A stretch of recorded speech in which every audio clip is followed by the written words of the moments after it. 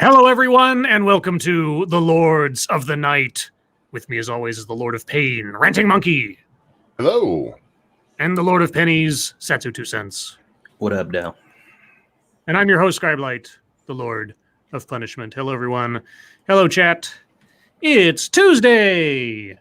Terrific Tuesday. Isn't that right, guys? Yay. I'm a pessimist, so terrible Tuesday for me. And then my phone beeps at me because, of course, it does. Let's see. Do I get to stay in the show? Survey says yes. All right. Yes. Well, hello, chat. Hello, everyone. Hope you are all well. Hope you're having a good day and a good week ahead of you. I don't know. My brain suddenly blanked for some reason. It's probably thinking about Laura Loomer winning her primary. That did it. My brain just kind of took a vacation. Satsu, how are you? Pretty good. Finally made the jambalaya, and it was pretty damn delicious. Well, it is pretty damn delicious. And just kind of hung out most of the day. All right. Monkey, how are you? Oh, very, very, very sore, but otherwise fine. And my heart's nice and full because the middle of the little ones is here, and she loves her grandpa and had some good times with her. So, still a good day overall. How you doing, Scribbles? I'm doing better than I was yesterday. I got some sleep last night, so I caught up a bit. Still a little wonky today, but it's hard to tell if that's just leftovers from yesterday or that in combination with the heat or who knows. But otherwise, I'm doing better. Thank you. This is Kyle. Hello, chat people and Lawton. Hello, Kyle. For those of you who are wondering on the thumbnail who Morticia was, no, it's not another YouTuber. It's Lilith Lust. Because the more I tried to figure out who I'd put in Morticia's spot, the more I thought it might be inappropriate if I put somebody else's wife or girlfriend or something into my arms. So I just picked my favorite porn star and put her there. That's all. Seemed the more diplomatic solution to the problem. All right, then. Let's see. Anything else to mention before I get into the intro? Because I didn't forget the intro, but I don't know. You guys aren't gaming tonight, are you? No. No. Wait, are we? I don't know. Okay, well, I'm glad I asked. Okay. Monkey Dick, Jim Jones, movies, video games. Hit that like button if you haven't already. And, of course, many of you haven't. And please share our stuff. We all have stuff to share of one form or another.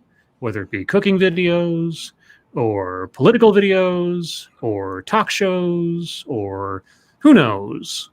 And that goes for any other content creator you happen to enjoy. If you like them, let people know that you like them because YouTube likely will not. But all that being said, let's get into the snooze. Yay. Let's get wrong. Okay. So right now, if you knew or cared, the second day of the virtual Democratic National Convention is taking place. There's much bigger news. Is it Sinatra's birthday? Yes. Okay. Moving on. So the Democratic National Convention, day 2. Thank you, tall person. Nappy. God damn it. Happy National Ice Cream Pie Day, everybody. Ice cream Yay. pie?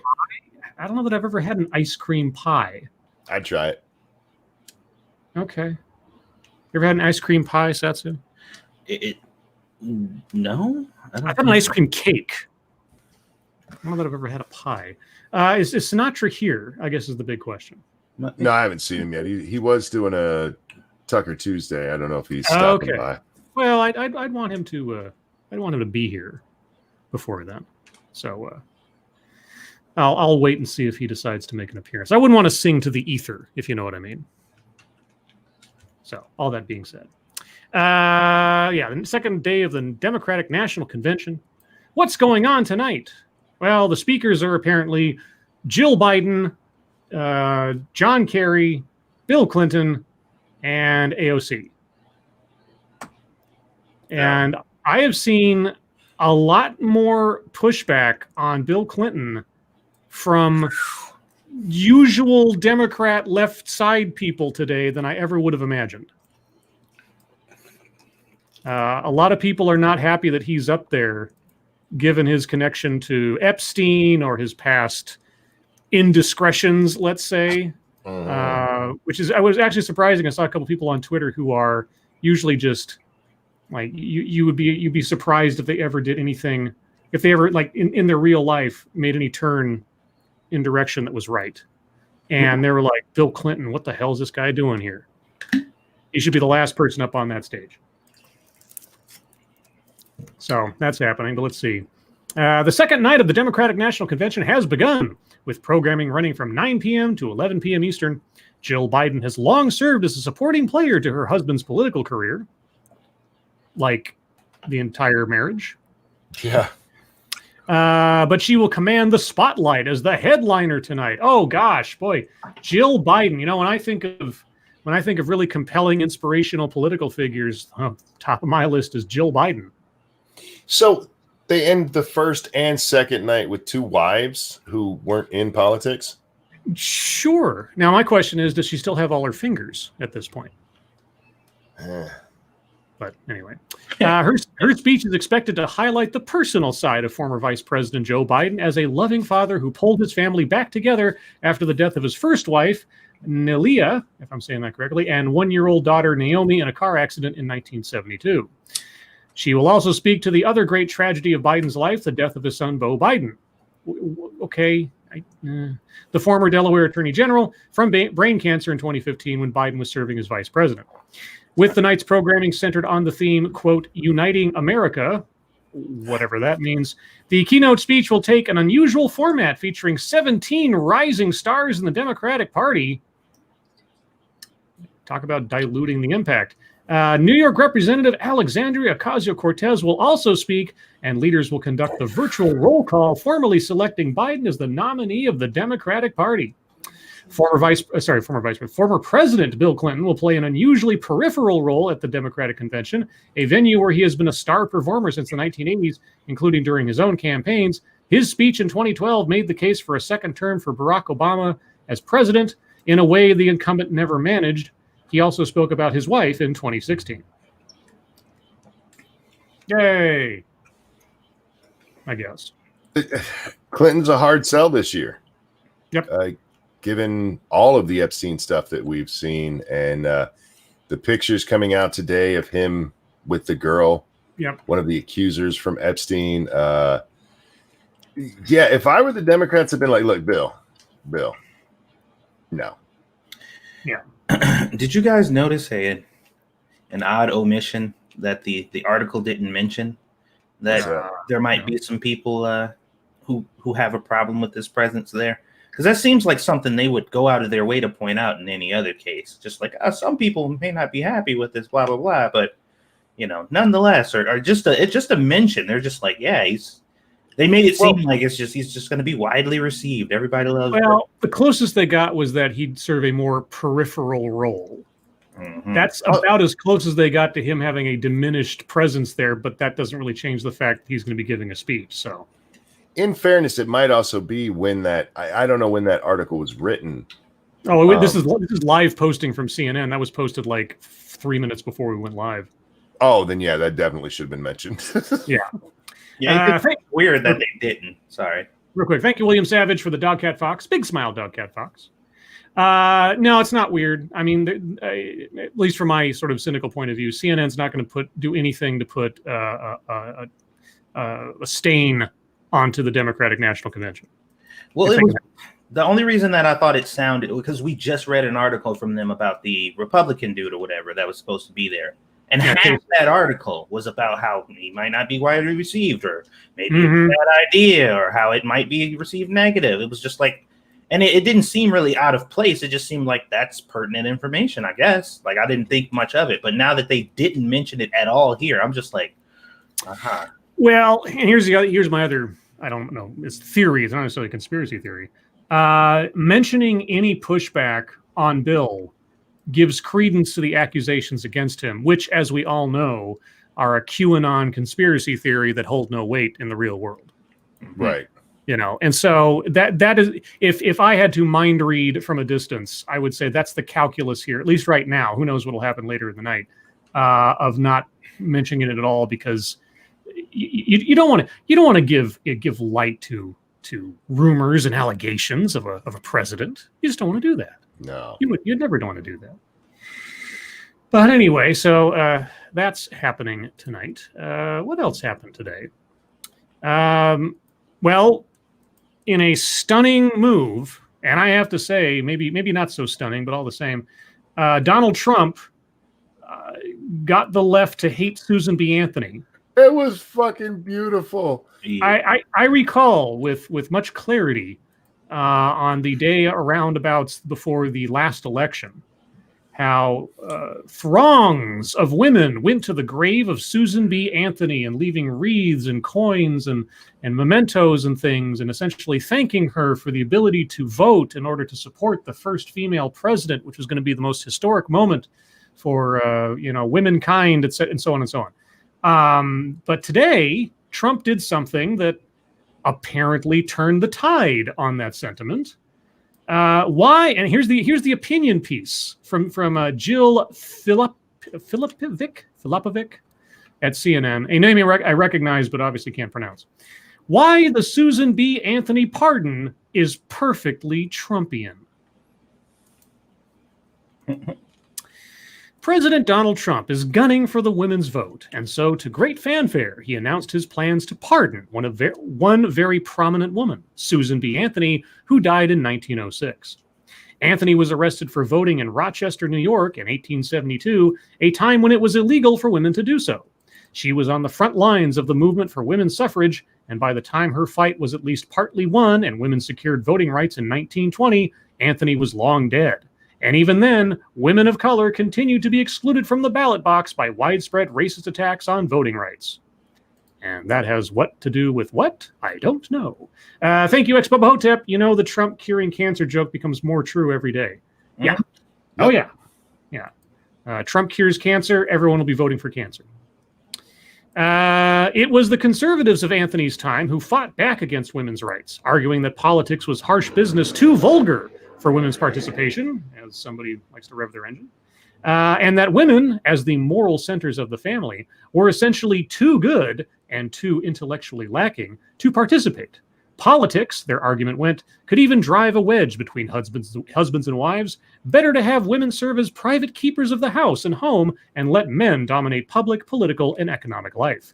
Now, 100 years after Anthony's cause was attained and the 19th Amendment was ratified, it is this anti-feminist legacy that Trump and his Republican Party carry forward. By pardoning Susan B. Anthony. Yeah. Obama didn't do it. Clinton didn't do it. Well, I love how they said it was the conservatives of her time that did. They didn't say the Republicans of her time. Yeah, that's true. That's true. Conservatives of her time. Conservatives of her time. Trump ran against the first woman who had real potential to be the president of the United States. That wasn't his choice. That was the Democrat. That bastard. How dare he run against who the Democrats chose? Anointed, you might say. To run against a woman in an election. Yes, it's apparently sexist and evil. Trump ran against the first woman who had real potential to be the president of the United States. You know, real potential's great. If you miss the mark, that's all it is. And ran a campaign that was shockingly and often crassly misogynistic. I think it was anti-Hillary. I don't know how misogynistic it was, because it was all aimed at her as an individual, but who knows? He has appointed fewer women to his cabinet than any president taking office this century. And he's not an outlier in his party. While Democrats ran a record number of women in the 2018 midterms and a record number one, the number of Republican women in both Congress and state legislatures actually went down. The number of GOP women in the House is the lowest it's been in 25 years. Stop right there for a second, because they did something dirty right there, too. They tell us the Democrats ran the most people ever and won the most places ever. They don't tell us how many Republicans won, just how few or how many of them ran. They just tell us how few won. They also neglected to mention that they literally took almost everybody else out of the pool when it came to deciding in a lot of those decisions, and went out and specifically sought out women exclusively for certain positions. So, I mean, if you're a party that...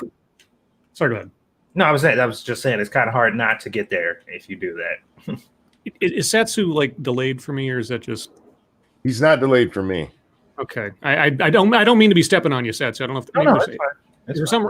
Am I delayed? I can't tell. No, you guys, you don't sound like you're stepping on him at all. Just like, maybe like he's pausing or something, and you think he is done. Oh, maybe. Okay. I just want to make sure. Okay. Anyway, that aside, all I was going to say is that essentially, I think agree with Satsu in that if you have a setup where you are filtering your candidates on the basis of sex, and then you crow about the fact of how many people of a particular sex that you got to office, it's not really an accomplishment. It's a construction. Yeah. Thank you, Bacall, the Driving Ape Man. 100 years later, and the men are proven right. Oh. I wasn't going to say it. Oh. Yet despite waning Republican support both to and from women, conservative groups have gone so far as to lay claim to Anthony's legacy.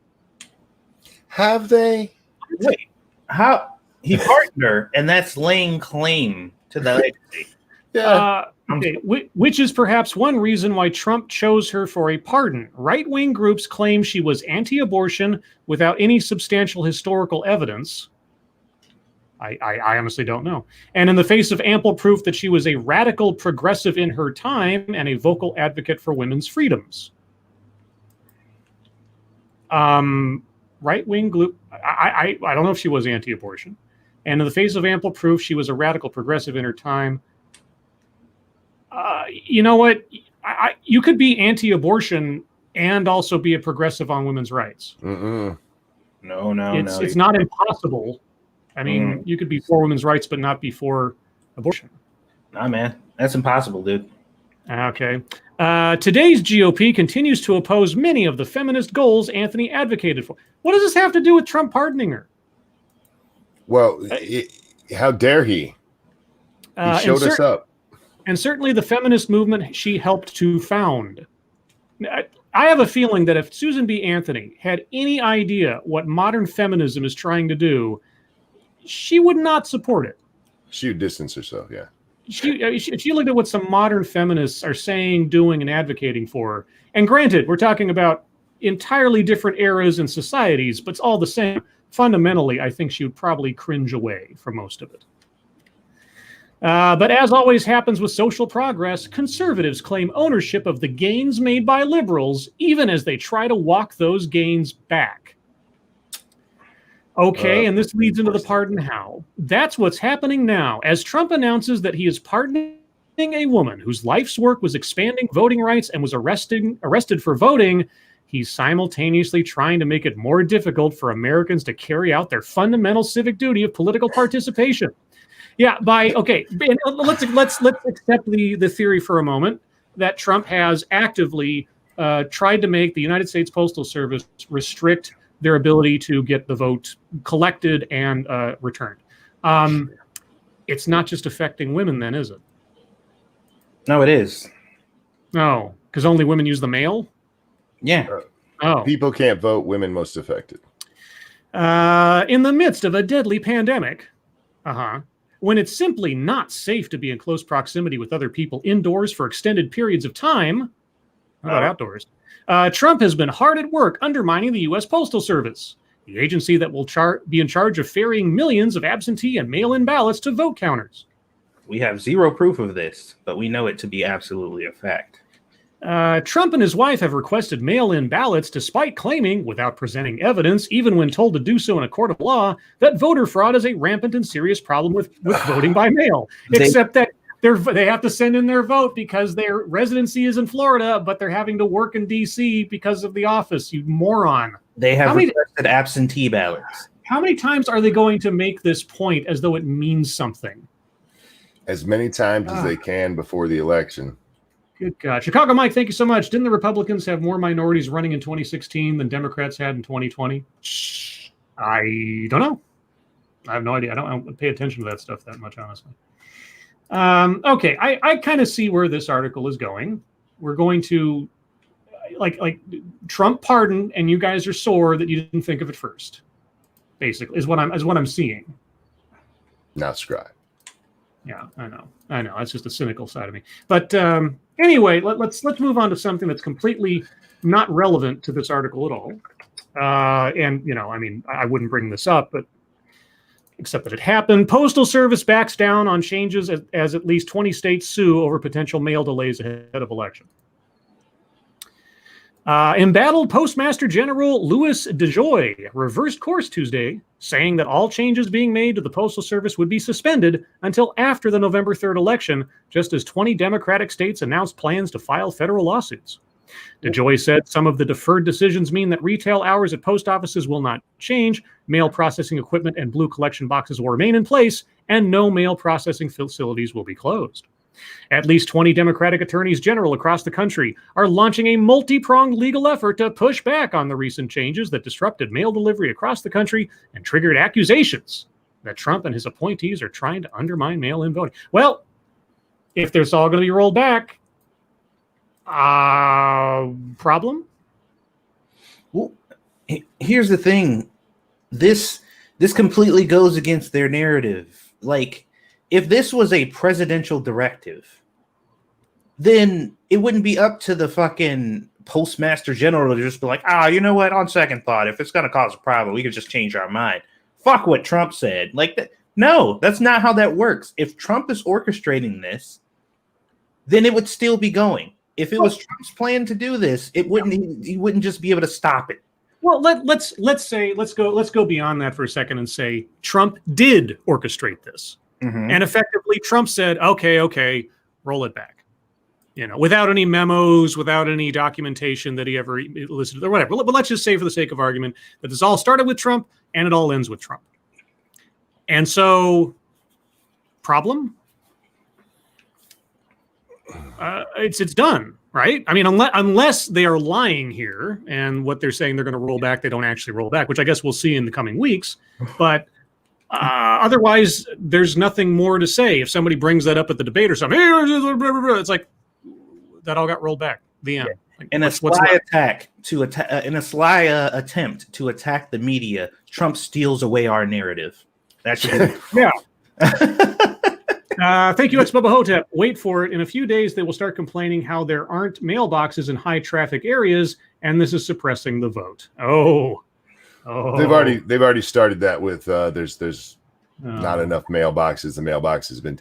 There was a story I read on this today where they mentioned the mailboxes being taken away, and in one tiny line hidden in there, it tells us the mailboxes. No, it was the sorting machines. That's what it was, not the mailboxes. That had all been planned long ago. That those were planned to be taken out of service before this guy got into. Yeah. I'm almost certain that none of this stuff was actually. I mean, okay.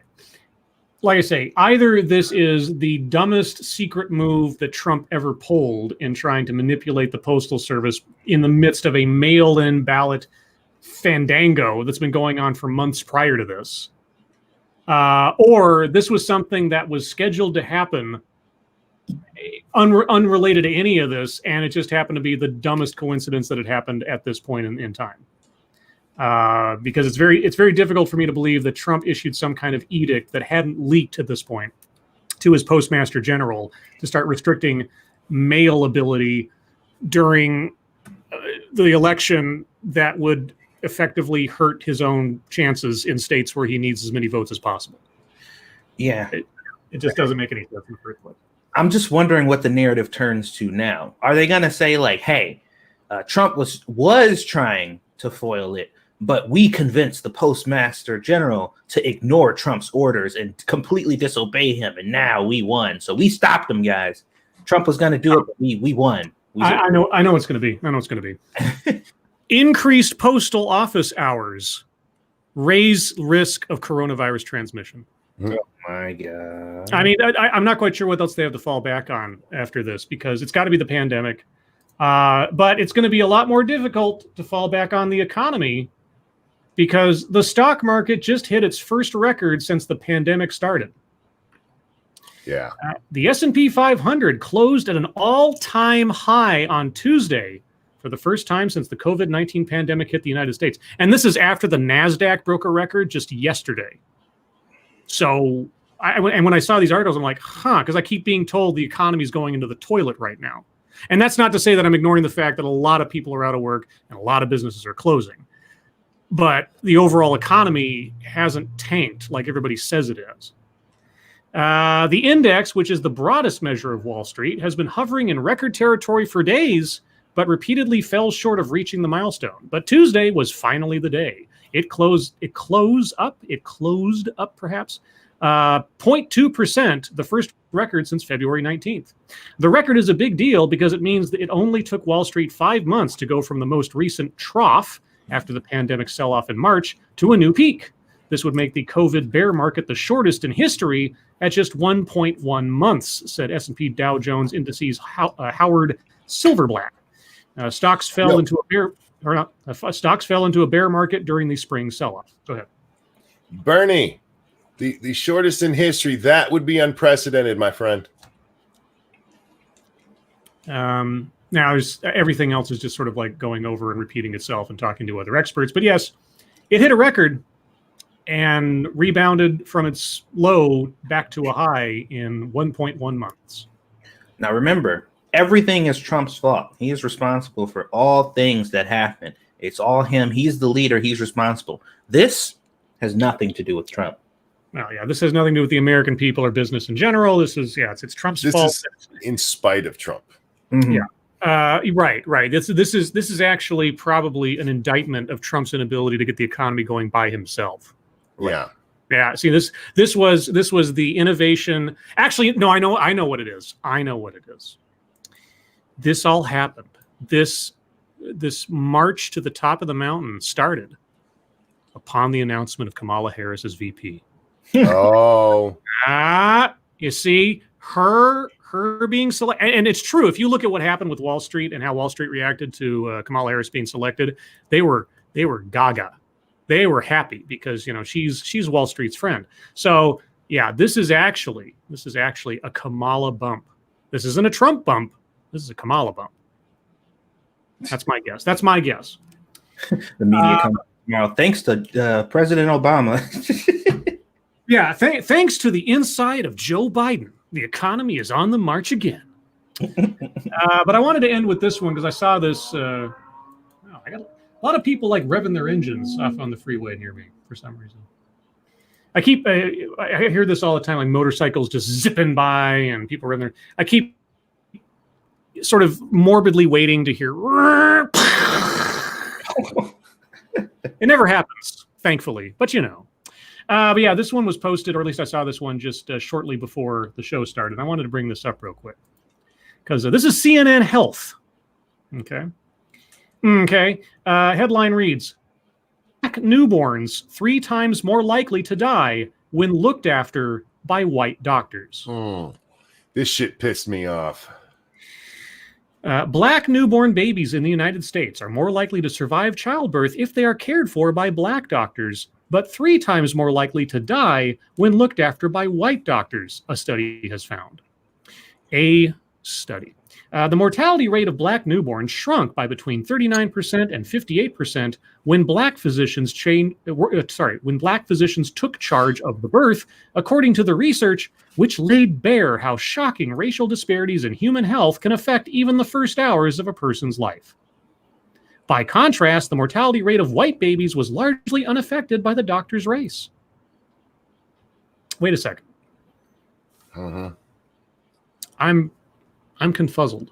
Yeah, I mean, there's so much that's implied there, huh? I mean, they don't say what that's supposed to mean, but am I supposed to fill in the gaps? I think the findings support previous research, which has shown that while infant mortality rates have fallen in recent decades, black children remain significantly more likely to die early than their white counterparts. Researchers from George Mason University analyzed data capturing 1.8 million hospital births in Florida between 1992 and 2015 for the new study, which was published Monday in the Journal Proceedings of the National Academy of Sciences of the United States of America, also known as PNAS. I am not making that up. PNAS, penis. Oh, wow. When cared for by white physicians, black newborns were about 3 times more likely to die. Yeah, you already told us this, like 5 times.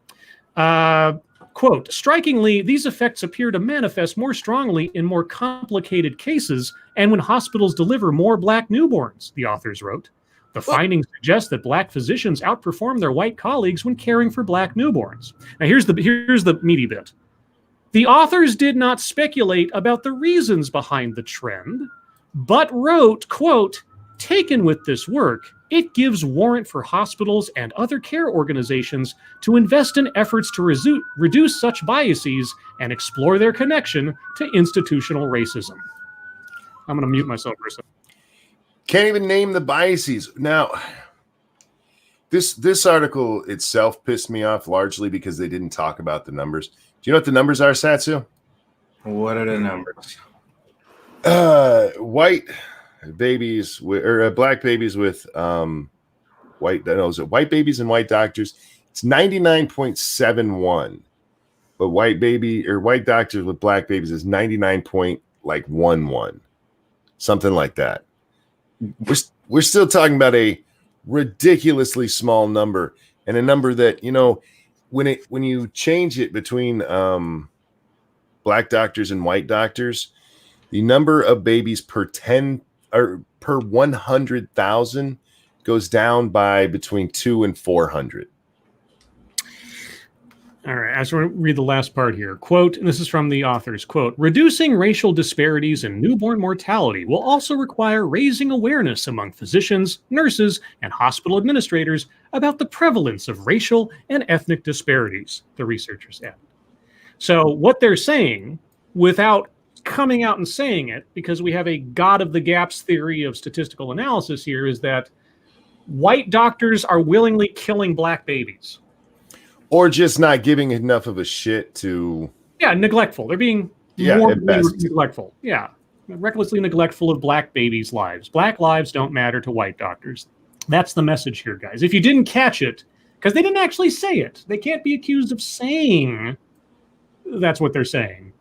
But, you know, I mean, institutions really need to take some classes on racial disparities because those black babies are dying by the hands of those white doctors. Are just saying it's one big genocide secretly taking place in our medical institutions. Oh, boy. Those numbers are absolutely ridiculously small, and the way they presented this is disgusting. It's absolutely disgusting. Yeah, and the CNN would put this out there without anything of a second opinion, for lack of a better phrase, is just I can only assume, because they've left so much open here. I can only assume what their intention was here. Thank you, Frosted Glass. We question the head of penis, but he's sensitive. But Cryptic, is that you? But anyway, on that happy note, unless you guys have anything else, I'm going to move on to MSS News. Nah, that's fine with me. Oh. Well, everyone, if you have news stories you'd like us to read on the air, please send them to us via Twitter using the hashtag MSSNews. Can't promise we'll get to them all, but that's because I'm long-winded. Let's see. That's a video. I can't really watch that, but of course it was sent to a whole bunch of people. So Teresa Chiera sent us a video of tornadoes sweeping through Melbourne. Oh. Little tiny tornadoes. There's a video, if you go on MSS News, a tiny little video of little mini tornadoes going through a field. It's kind of cool. But she did send us a story, so I'll read this one. Let's see, I'm going to close that there, and I can't read it. Ad blocker interference detected. Okay, so if I refresh, will you let me read the article? Of course not. Now that's stupid. I literally cannot read this article. No matter what I do, it comes up with this ad blocker notice, even if I take the ad blocker off the page. So, sorry, I guess. The headline of the article is Vaping Linked with Much Higher Risk of Getting COVID-19. Man, they're trying to get rid of vaping desperately. Yeah. Teen and young adult vapors were up to 7 times more likely to get COVID-19 compared with non-vapors, the study found.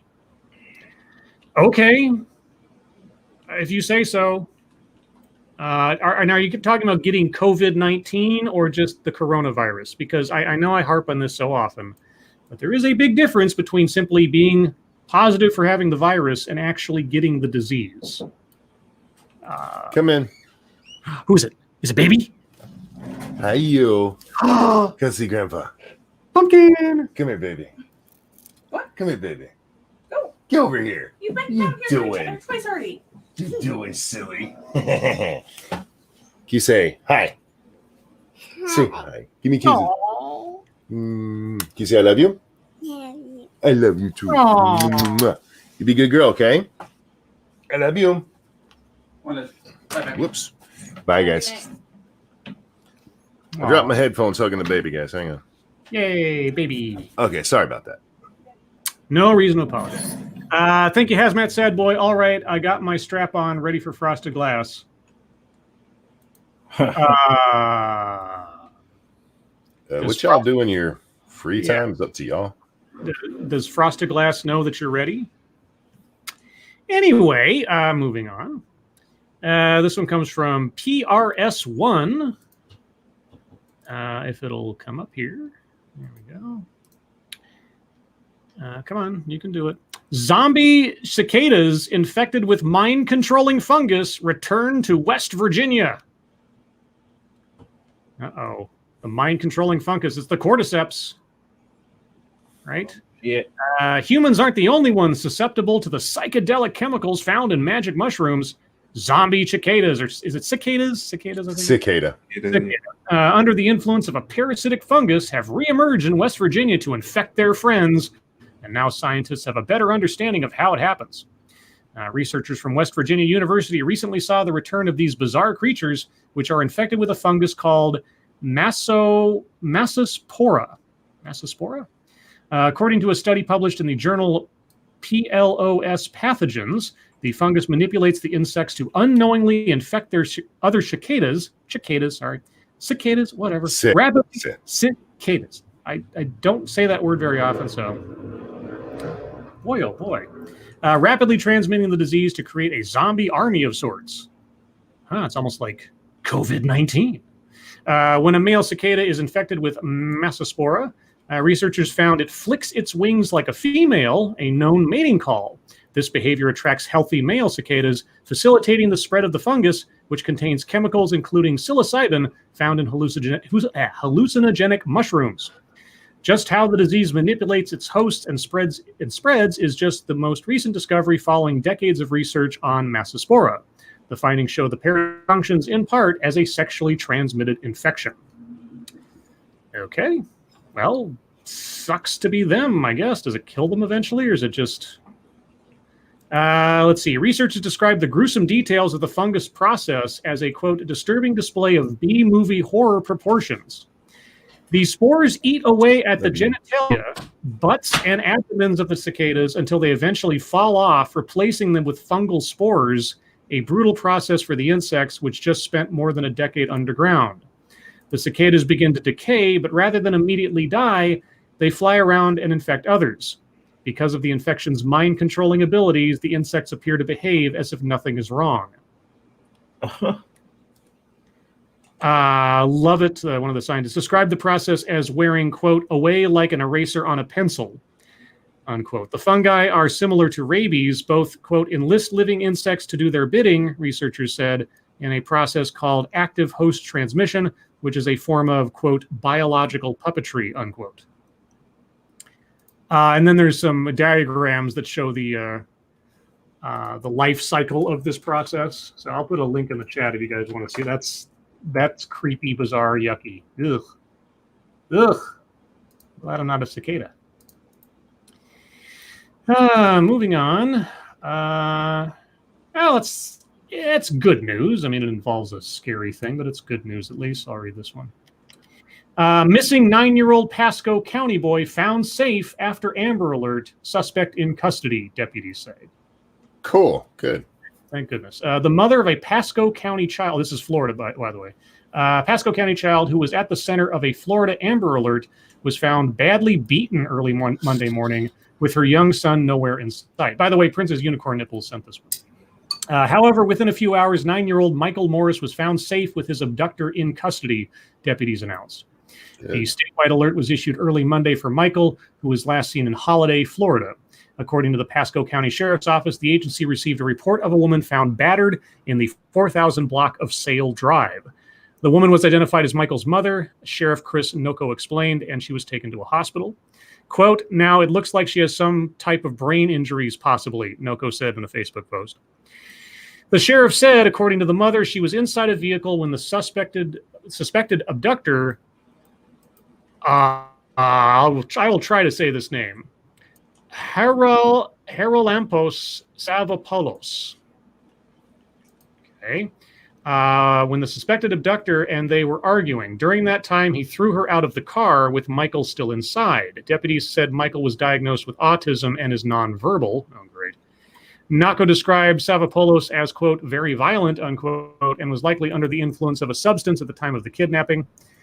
Quote, he currently has a warrant out of Pinellas, Noko said. Quote, he's been arrested numerous times for aggravated battery, one with a deadly weapon for other battery charges for stalking, unquote. Okay, well, he's in custody, faces charges of kidnapping and aggravated battery. The child was safe. Apparently, well, if he was injured, they didn't say anything about it, and returned to the family. So, fucked up, but at least the kid's safe, and the mom is alive.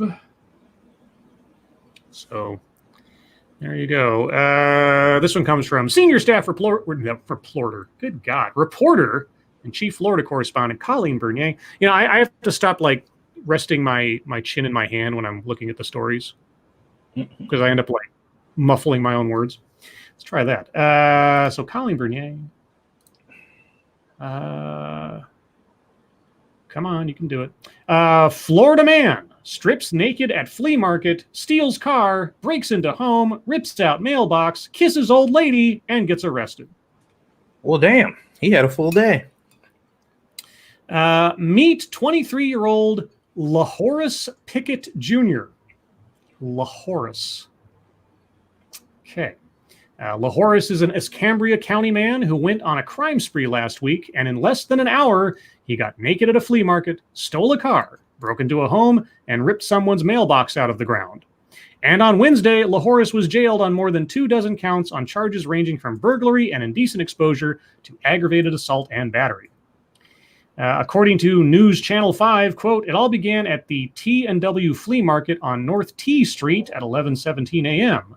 Witnesses told deputies Pickett jumped onto a coin machine and started punching and kicking it. Okay. People inside the diner said Pickett then got on the ground, exposed his penis, and started screaming.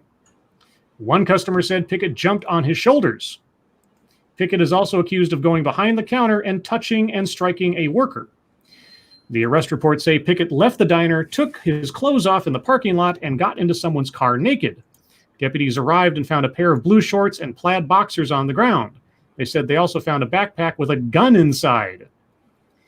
At 11:34 a.m., a 71-year-old woman who lives a few blocks away on North R Street told deputies Pickett drove up in the stolen car and confronted her outside. She says he grabbed her hair, tried to kiss her, and then picked up a piece of concrete and threatened to kill her. Pickett is then accused of breaking into an RV on the property. A man who lives in the RV tried to confront him, but Pickett picked up a brick and threw it at him. When deputies arrived, they say Pickett tried to run. They caught him in the bed of a truck. Deputies say Pickett had a backpack that contained his wallet and ID, a martial arts throwing star, that's a shuriken, thank you very much, handgun ammunition, and a bag of synthetic marijuana, also known as spice. Okay, after Pickett was in custody, deputies responded to a third location on West Blount Street at 11:59 a.m. A man told deputies he saw Pickett earlier in the day rip his neighbor's mailbox out of the ground. Another witness said he saw Pickett break through the front door. A woman who lives there was at work at the time of the burglary, but later came home and found her TV broken. The woman said nothing was stolen. Pickett has a criminal history that includes convictions on robbery and battery charges. Sounds like it. That is a full day for anyone. Yeah, you know, you got to do things. Has Sinatra showed up yet? Have not seen him.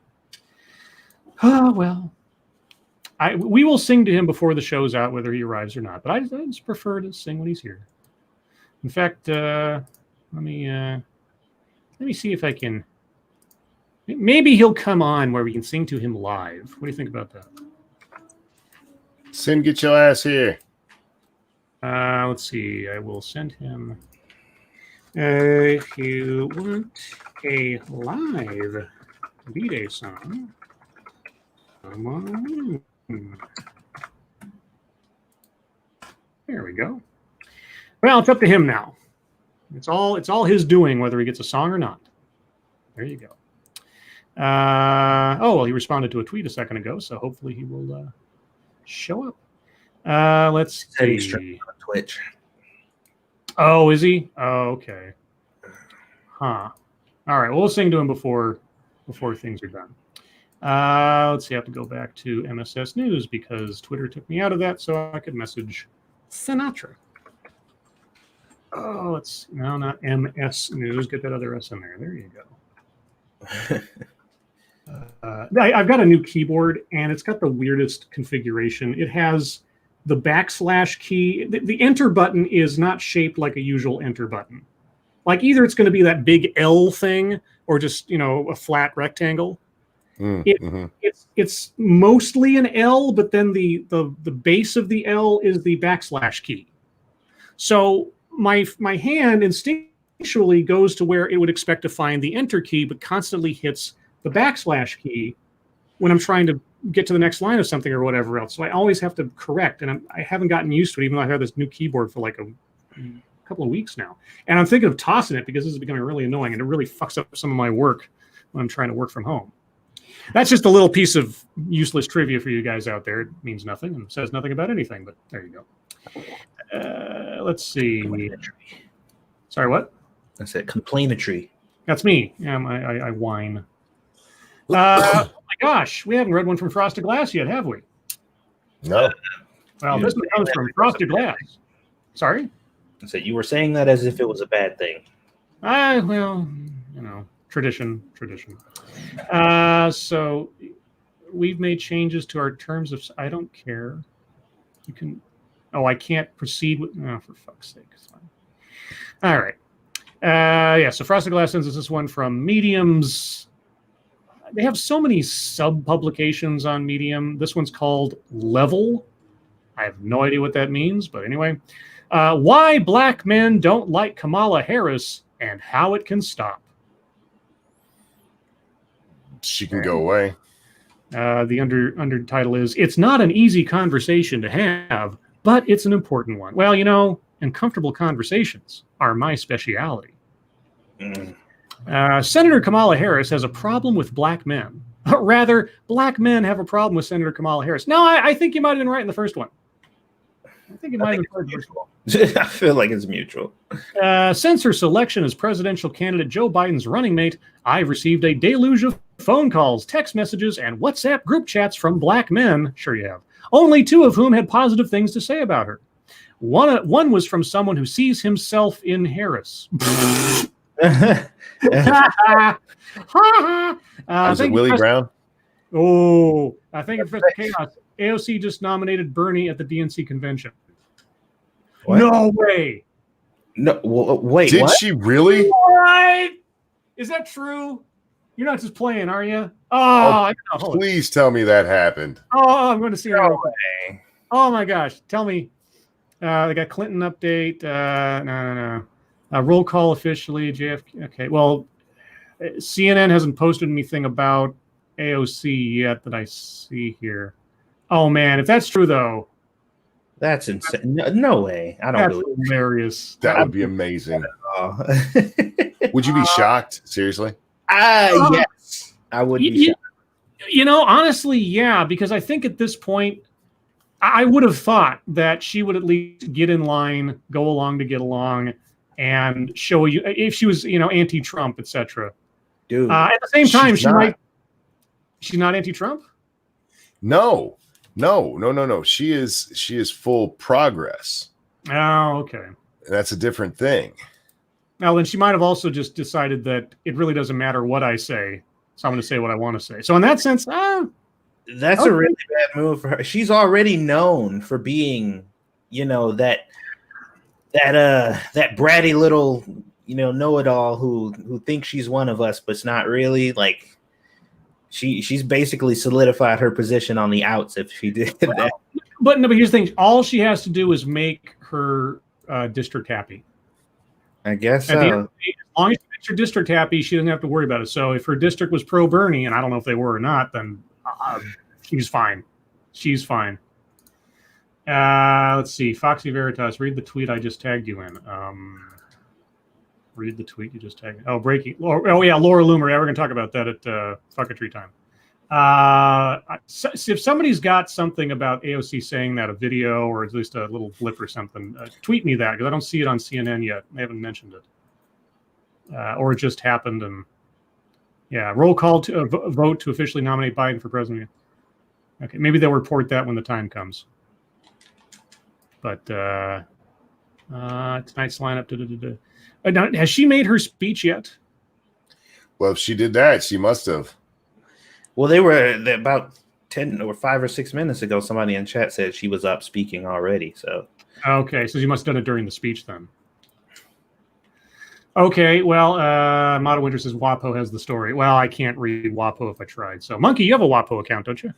I do. On my way over there. Cool. Let's see. I'll go on with this one for a second. Okay.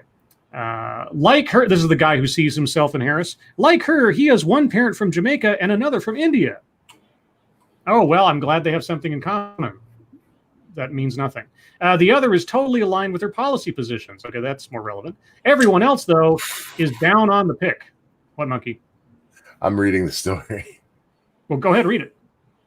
Democratic Party's high choreographed effort to show unity at its national convention this week is expected to face a brief interlude Tuesday night when one of the party's most prominent liberal stars takes the stage for only 1 minute.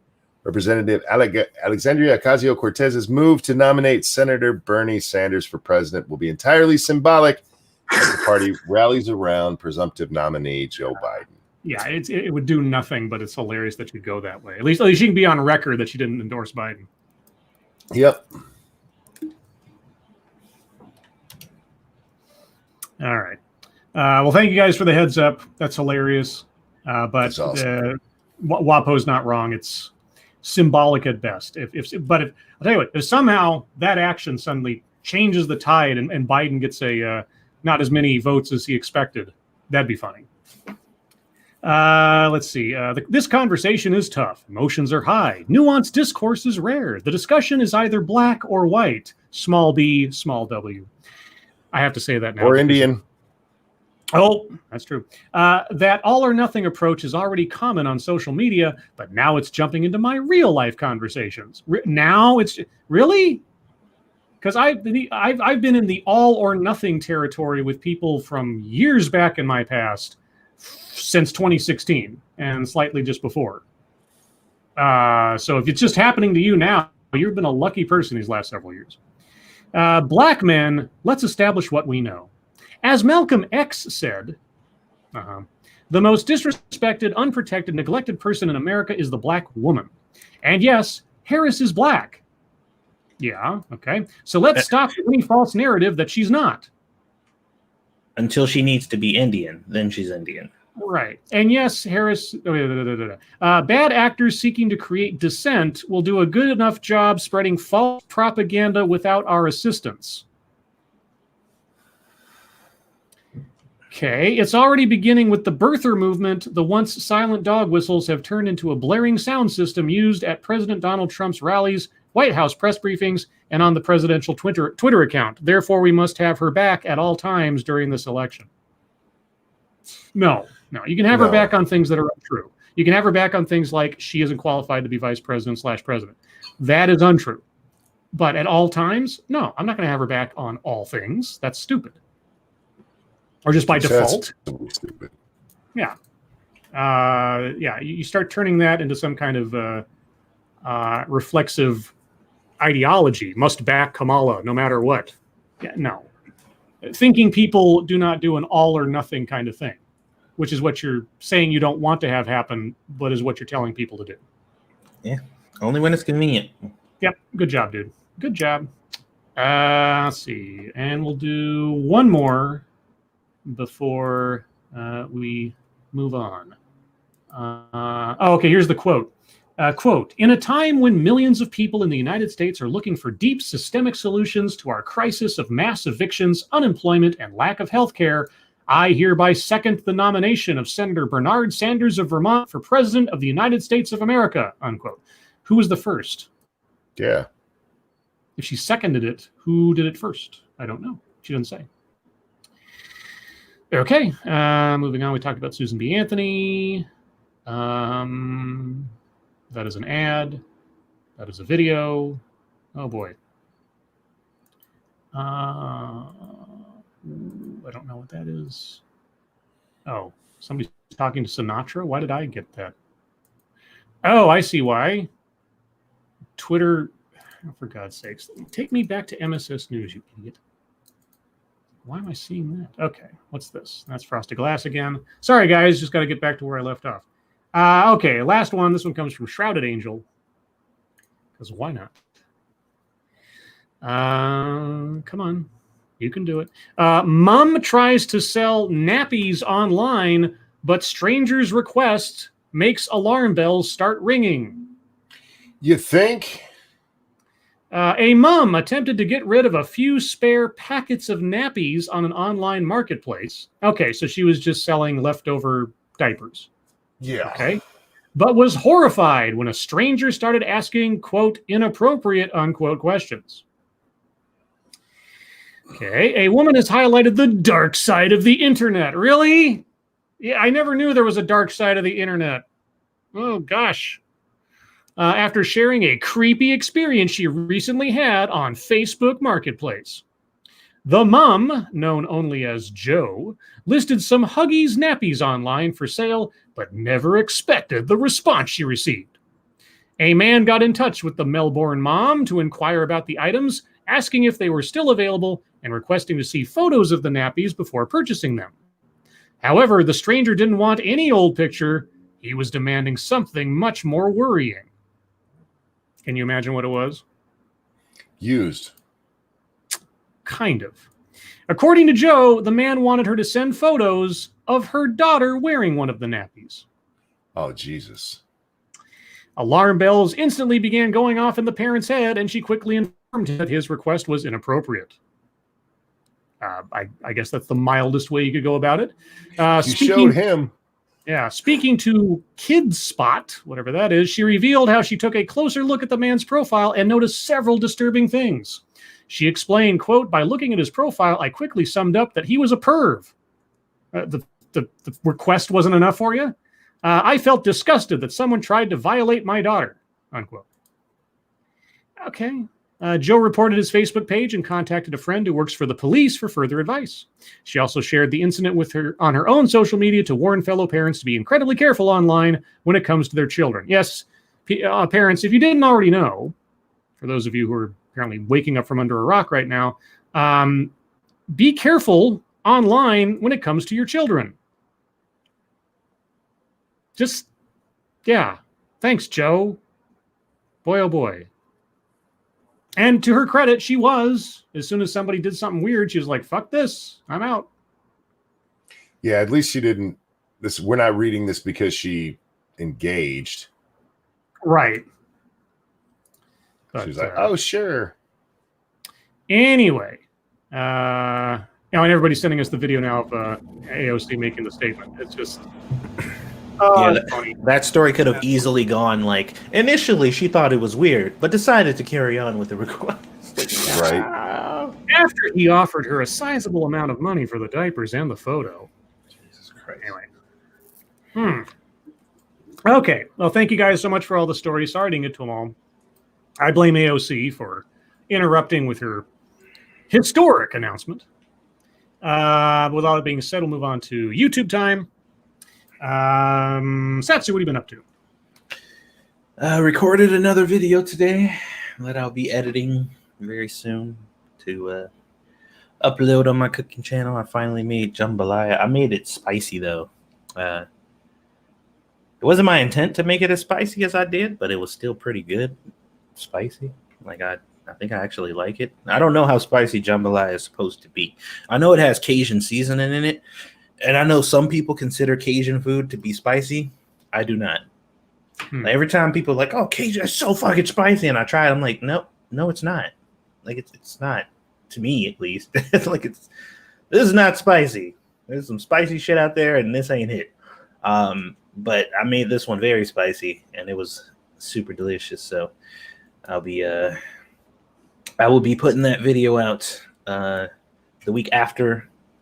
Well, maybe next week, because we got a video coming out this week of Squishy's Chili. So otherwise, didn't do what I planned on doing today, which was I was going to do some 7 Days to Die to work out the video for the base that we built, because we attempted to build a melee base for 7 Days to Die, and it turned out to be a huge success yesterday. We had our horde night, and it was much better than we initially thought it was going to be. This base is about as good as it gets. So we got some content coming out for that soon. And if you missed the stream, you can obviously go check it out. But that's all I've been up to. All right, Monkey. Oh God.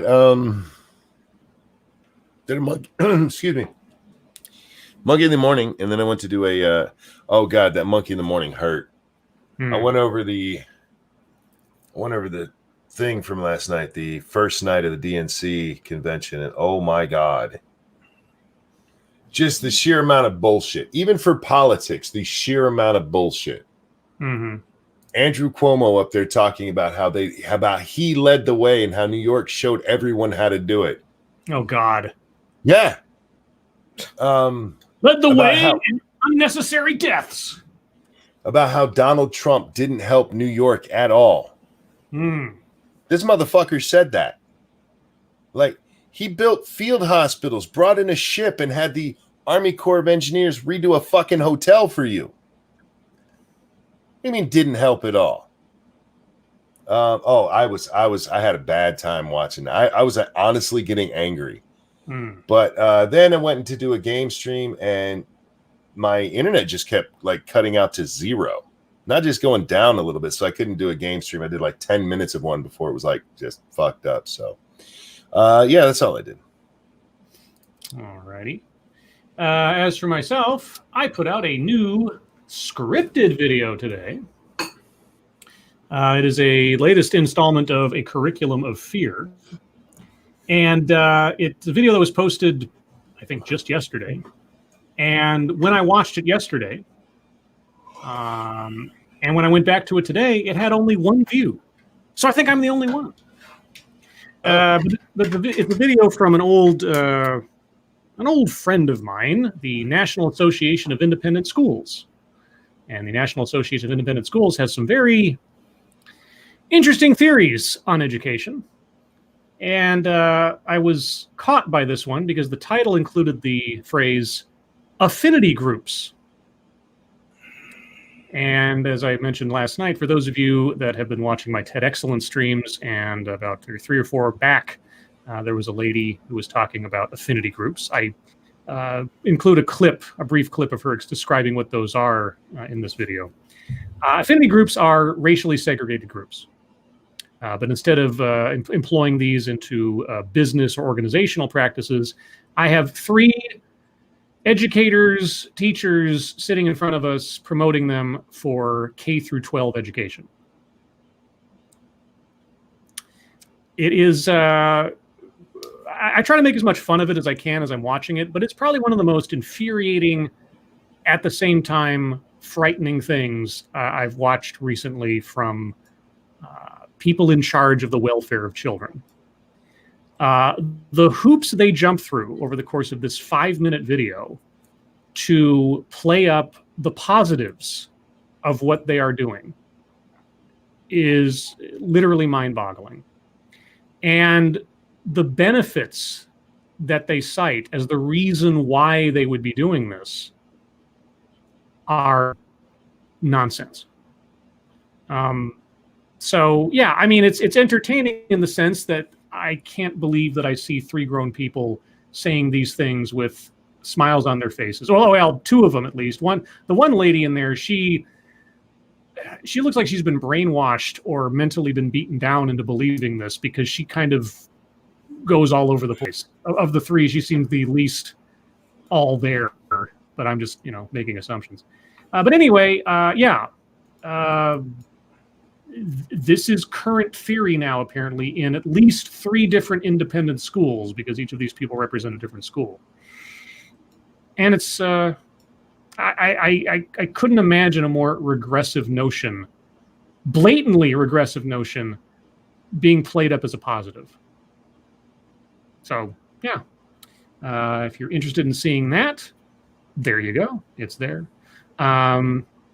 I plan on doing a TEDx tomorrow. Granted that work allows, I will let you guys know if that changes. But other than that, and I also obviously spent some time this week working on today's theme and thumbnail, and I think it turned out pretty good. I kind of enjoyed getting Weibo's face lined up correctly. I was really happy with the way that Blind Press's avatar came out.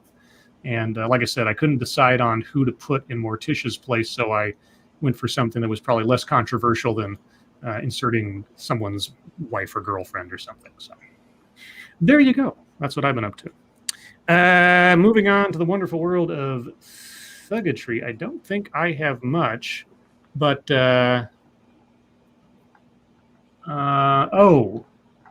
Foxy just tweeted us this. Senator John Kennedy, Joe Biden may be the nominee, but Bernie Sanders is the head of the Democratic Party. He's not a Democrat. Wait, he made himself a Democrat. He declared that was actually something covered in the it's a really great book. I've always recommended. It's called Shattered, behind the Hillary Clinton campaign. And there's a section that goes over what was going on in the early stage of the Bernie Sanders campaign. And he was so against declaring himself a Democrat just to be able to get the amount of resources and backing that he would need to actually compete. Because he always wanted to be independent. He never wanted to be attached to it. So it was with a certain level of resistance to his personal principles that he aligned himself with the Democratic Party to go along to get along. But yeah, no, he's technically a Democrat. Except the only reason he ever became an independent was because he lost a primary as a Democrat and decided to run anyway. Well, he eventually embraced that as part of his political identity, I guess, because there was apparently a lot of pushback when it got around to 2016. Thank you, Zan Wild. I got no notification about the new VidScribe. Well, thank you for the donation. I'm seeing that it's always interesting to me. The TED Excellences get quite a response, quite a viewership, and then of course when I post something scripted, nothing ever happens. Or not when nothing ever happens. I mean, a lot less happens. So I don't know. Here's another thing, guys, and this doesn't go just for me. Check your subscriptions. I've been finding out, and both I've been told from people who've subscribed to my channel in the past, and I found on my own list of subscriptions that have been kicked off for no reason. Like I got unsubscribed automatically or something. So whether it's me or anybody else, just double check that you're actually subscribed and a bell icon for anybody that you actually want to follow, because YouTube has a tendency of zapping you and you don't even know it. Let's see. So what did I have actually for fucketry beyond that? Let's see. Oh, yeah, the Laura Loomer thing. Laura Loomer has won her Florida congressional primary. Yeah, she did. Which is just hilarious. That's funny as shit. We're wondering if she'll go all the way. Maybe she'll go all the way.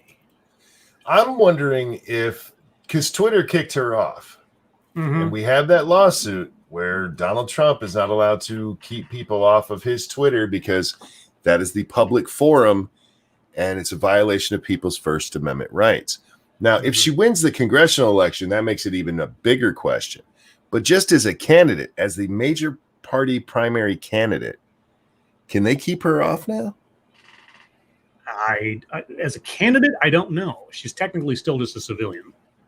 But this is part of the public square thing that they were talking about. Well, it's true. I guess you'll have to petition them now and see what they do. I'm interested to see how that part turns out. Jack Gunsky says, automagically. Yes, that is a word that I believe I heard from a boss of mine once who used that word to describe To people that didn't understand what goes on in the background of like scripts and coding and stuff, how things will end up. You know, it's like rather than do this manually, we're going to figure out how to code it so it does it automagically. I always like that word, automagically. It flows very well. Yeah, automagically. Let's see. We talked about that. Okay, this isn't like rocketry or anything. I just thought it was kind of cool. So, if you don't know who Brian Fargo is one of the guys that worked on Fallout New Vegas, and his most current project is Wasteland 3, which was the first game of which was kind of part of the inspiration for what became the first Fallout game. So he's a Fallout veteran. Anyway, so he's working on Wasteland 3, which is, I believe, already out, or at least out in beta. Anyway, he said, I'll share one fun little tidbit from Wasteland 3. You'll hear an Australian guy broadcasting over the radio from time to time. His voice belongs to Emil Minty, better known as the feral kid from Mad Max, The Road Warrior. He loved doing the voice work. And I thought that was cool. It's a little Easter egg for people who like that kind of stuff. Mm-hmm. And I think, there was stuff from yesterday I didn't get to. Well, I mean, so there was a report that pizza shops across the U.S. are facing scariest shortage of them all, pepperoni. And I said, Dr. Pepper, pepperoni, the war on pepper is at hand. So the war on pepper. And lastly, a little bit of smartassery on my part. NPR posted this. In The Runaways, novelist Fatima Bhutto says she wasn't looking at the structure of a terror group. Quote, I was really trying to look at why a 19-year-old boy would give up everything to take up arms against the world.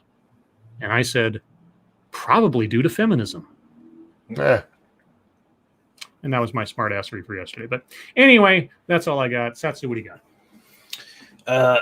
There's a funny meme floating around on Facebook of Ace Ventura with an arrow in one leg with Donald Trump's head on it, like and then the other picture is an arrow in his other leg with Biden, like. And I shared this, and for whatever reason, like a lot of people seem to like. There's no words or anything. There's just him screaming at one leg with the arrow with Donald Trump's head and the other with Biden's head, and I'm just like, yep, this is 2020, basically. Mm-hmm.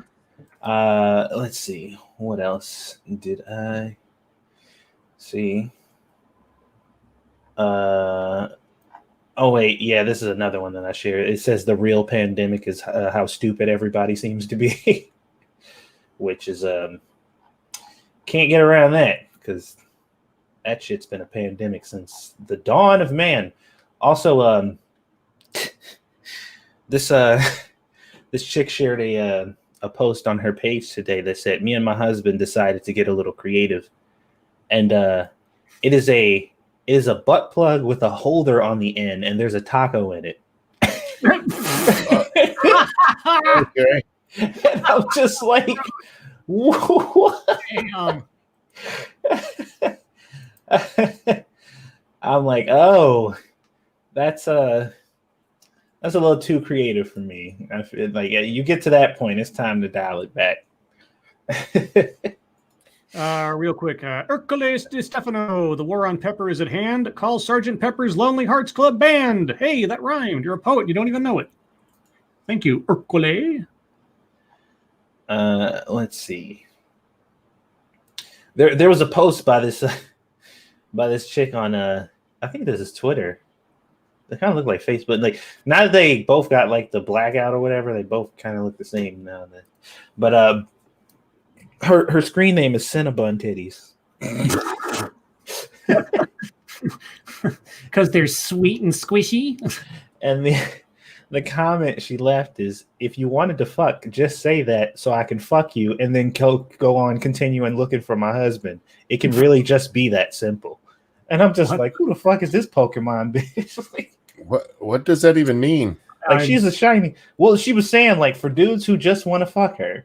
She's like, stop beating around the bush and playing with me with all this bullshit. Tell me you just want to fuck so I can fuck you and then keep looking for the dude I want to marry. All right. Well, beating around the bush is involved in... Never mind. Well, I mean, if she shaved, not really. Yeah. You going to bed? All right. I Squish is going to bed, guys. Nice, Chris. Nice Squish. Me. Man, she says. I'm just like, this bitch a shiny Pokemon. Like, ain't no chicks actually going around here saying shit like this. And if they are, they ain't saying it to men. They're just like, ha, I feel the same way on social media. And it's like, well, I'm still waiting. Let me see. What else did I see? Oh, this was a funny one I posted over on Facebook. It said, how to ruin your business in one easy step. And somebody put out a sign that says, Black lives don't matter. All lives matter. I think you missed the mark there, bud. And I'm just like, oof. So the page flips to like a week later, and that sign, and now it just says all lives matter, but there's another sign in front of it that says car hops and cooks wanted. And I'm just like, oof. Well, that is quite unfortunate for you. Like, why would you even? Who greenlit this? This is a bad idea on all fronts. Let's see what happened over in the Twitterville. I'm sure there was something. So I got into a pretty extensive conversation with this idiot who had commented on my post about that the cartoonist left or whatever. Uh-huh. And I told you what she had said. She said, you'd be surprised, because somebody said, right-wing people don't actually think that police should be able to kill anybody with impunity, at least for the most part. And she said, you'd be surprised. In theory, they don't. In theory, they don't. But after many long arguments with my dad, I think it would be hard to find a police killing that he would find unjustified. So because of that, she says, in practice, conservatives believe that police should be able to kill anybody they want to, because her dad said otherwise.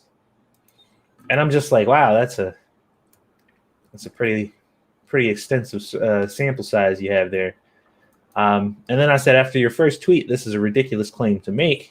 It's not even a conservative view, or a Republican one for that matter. I've spoken to several Democrats who back the police and believe that they are necessary. Besides that, most of the Republicans I know completely condemn unlawful killings by the cops. And her next statement was, that Democratic view is firmly right-wing. Uh-huh. Supporting the cops is a firmly right-wing view for Democrats to have. And then she says, and cool, you found some libertarians who vote to get rid of human rights. Neat. An interesting contradiction. And I'm like, what? So I had to go back again, because I'm like, when did I say, who the fuck is voting to get rid of human rights? Like, what? Have we shifted to another conversation? And then she followed up with, in practice, if you believe any of the police's excuses for killing, period. There's a period there. Not she didn't say period, but period. That's how the sentence ended. You believe that the police should be able to kill whoever they want. So in any situation, no matter what the circumstances are, if you ever believe that the police were justified, then you believe that the police should be able to kill anybody they want at any time. That was her logic. And this conversation carried on for quite some time, until eventually I realized that this person is actually just an idiot. Because I was trying to give them the benefit of the doubt, but the more the conversation went on, the more stupid I realized this individual is. And it became much more difficult for me to like talk to them seriously anymore. Because I'm like, you're just dumb. Like it's not even worth it anymore at this point. Because some of the, like, you guys can go look at the feed if you want, because she actually got into it with a couple people off the side based off of the conversation we were having. And it gets worse and worse as the conversation progresses. These people are fucking weird, man. They're very, very strange individuals. Let me see here. What else did I see today? I know there was one other thing I saw on Twitter outside of that conversation. Oh, there was another dude. Was it Boxford or something I was talking to? And let me see, what was he talking about? Oh, I was talking about the chick who exploited her dad's death, her dad's yeah. COVID death or whatever. Mm-hmm. And I said, what type of person do you think it takes for a family member of theirs to die and them to think this is a great moment to push an agenda? And he responded, someone angry enough at the people who put her father and others in harm's way to cover their own butts. And I said, I missed the part of the story where somebody snatched her father's mask off and pushed him into the public. And I said, does human autonomy cease to exist whenever there's a narrative to push? Because that seems to be the case. Let me see. I said, Trump has literally no authority over the state, regulation of, how they do their restrictions or whatever. Like he has no control over that. That's up to the state. So blaming Trump for this is kind of ridiculous because you should be blaming your state because they are the ones who control the thing there. And he said maybe he can, set an example. That's pretty much our point. Trump set an example of carelessness and recklessness that people followed. Why? Who knows why anyone would listen to that cancerous oath? Point is, he's irresponsible and criminally negligent. So my response was, so your defense is people are idiots and it's Trump's fault. And he said, Jim Jones didn't force people to drink poison Kool-Aid. He absolutely did. And he held guns to people and threatened. What the?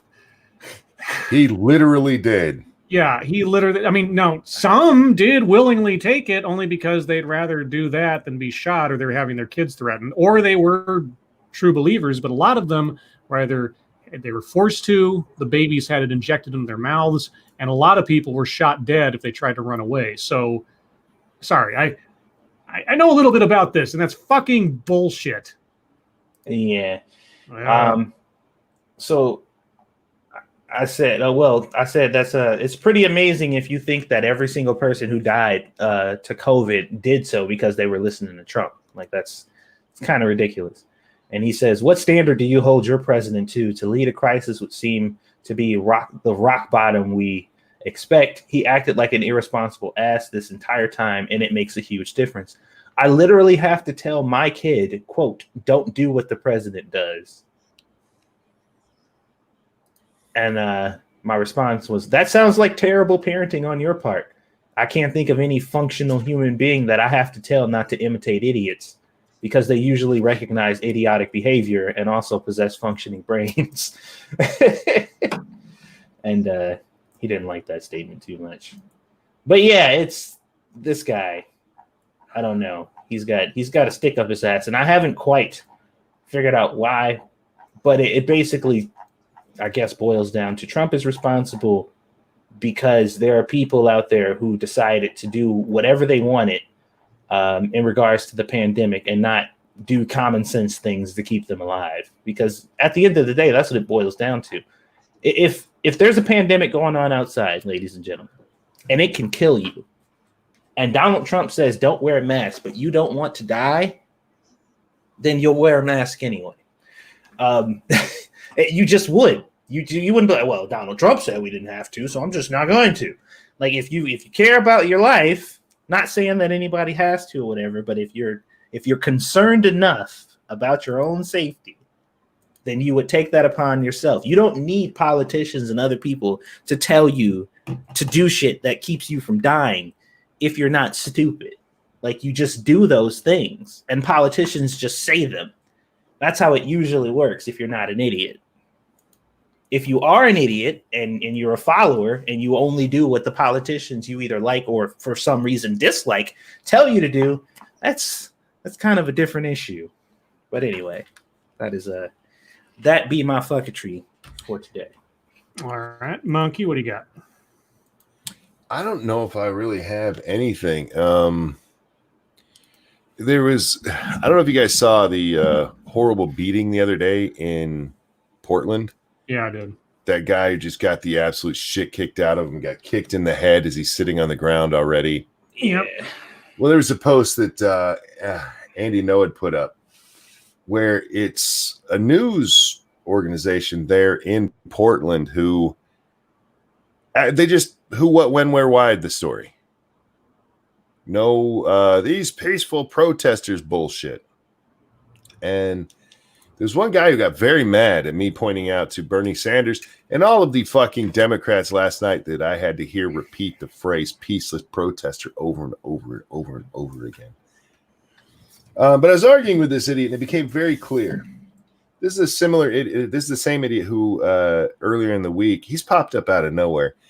He accused somebody of only repeating what they hear on Fox News, and literally every line they've said so far is something I've seen from CNN. I'm like, you just need to go away. You're an idiot. You're an idiot.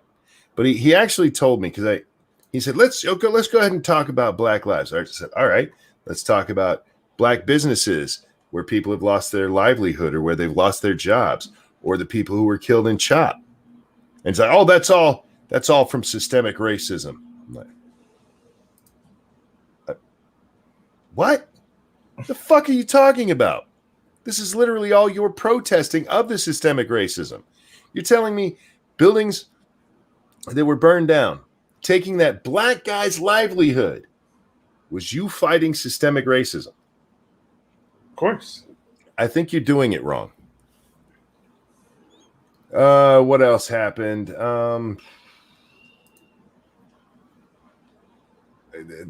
Yeah, I don't care about that one. That's the newborn baby thing. You know what? I just want to. I just want to say this. Our old friend Badger, the little German guy. Mm-hmm. He had one of the best takes I've seen on Twitter. Eliana Johnson, I don't know who she is. He says, asked about at Bill Clinton speaking tonight at the DNC. Senator Duckworth tells at Brett Baer, the Democratic Party's a big tent. To which Badger said, just don't let your teenage daughter enter said tent.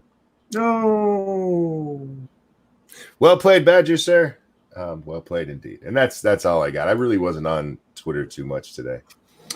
All right. Well, then, I think it's time for a birthday song.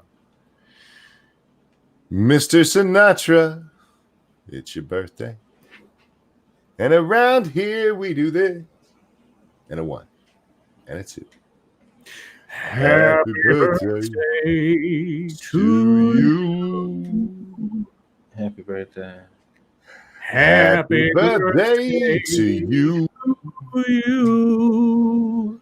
Just kidding. Fuck your birthday. Happy birthday, dear Sinatra. Ooh, chat don't like this very much. Happy birthday Birthday to you.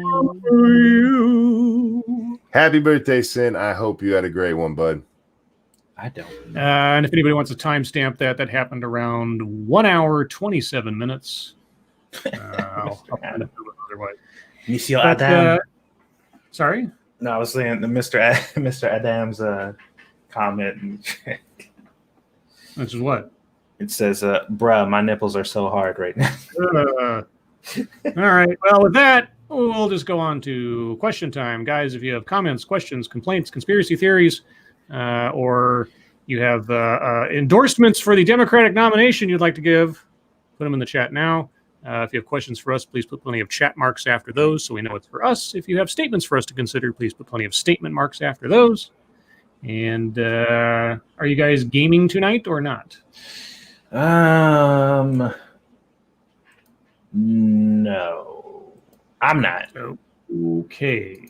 Well, If my internet will hold out, I'll do it later, but not immediately. Okay.